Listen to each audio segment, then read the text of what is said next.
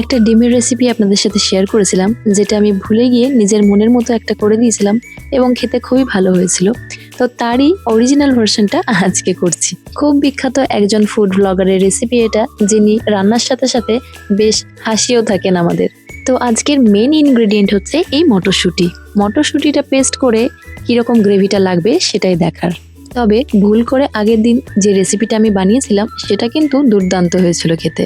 ফ্রিজে দেখলাম ছিল এই হাঁসের ডিমগুলো, এগুলো দেখে মনে হলো একবার বানিয়ে ফেলি রেসিপিটা। মটরশুঁটিটা দেখে অনেকেই হয়তো আন্দাজ করতে পেরেছেন আমি কোন ফুড ব্লগারের কথা বলছি।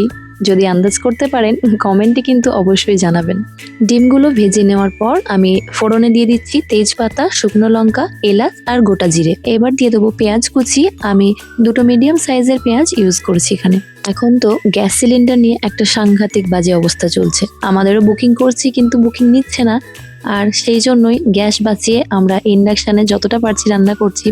আর ইন্ডাকশানে রান্না করাটা না একদমই অভ্যাস নেই, তাই খুবই ভয়ে ভয়ে রান্না করছি, কেননা বেশ ছিটাচ্ছে চারিদিক থেকে, টেম্পারেচারটা অ্যাডজাস্ট করতে পারছি না।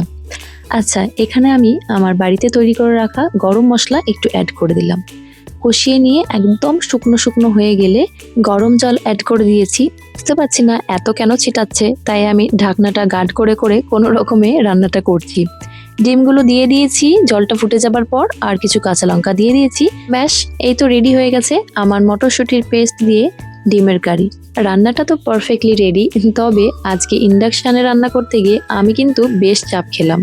আপনারাও ট্রাই করুন একটু ডিফারেন্ট স্টাইলে এগ কারি, আর আমাকে জানাতে অবশ্যই ভুলবেন না যে রেসিপিটা কিরকম লাগলো। আমার তো বেশ ভালোই লেগেছে। তো চলুন, সি নেক্সট ব্লগ। টাটা।